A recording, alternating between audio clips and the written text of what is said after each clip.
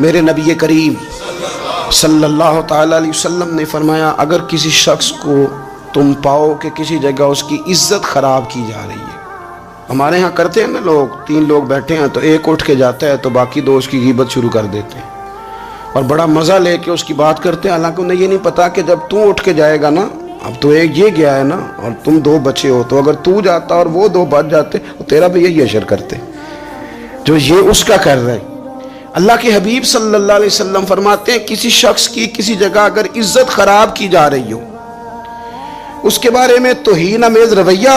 اپنایا جا رہا ہو اور تم اس جگہ موجود ہو، تو حضور فرماتے ہیں تم اس کی عزت کا دفاع کرو، جہاں تمہاری عزت پہ حملہ ہوگا وہاں رب تمہاری عزت کی حفاظت فرمائے گا۔ آپ نے حدیث کے لفظوں پر غور کرنا ہے، پھر سے میں نے کیا کہا، یہاں جو دفاع کیا ہے وہ بندے نے کیا ہے،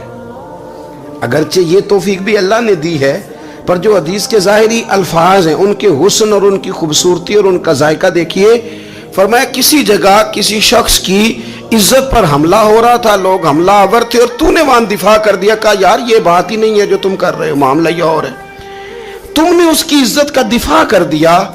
تو فرمایا جہاں تمہاری عزت پہ حملہ ہوگا یہاں تو تم نے دفاع کیا ہے نا ایک بندہ ہو کر، اور جہاں تمہاری عزت پہ حملہ ہوگا وہاں رب تمہاری عزت کی حفاظت کرے گا، وہاں اللہ تمہارا محافظ بنے گا۔ اللہ تو جس کی عزت کا اللہ محافظ بنے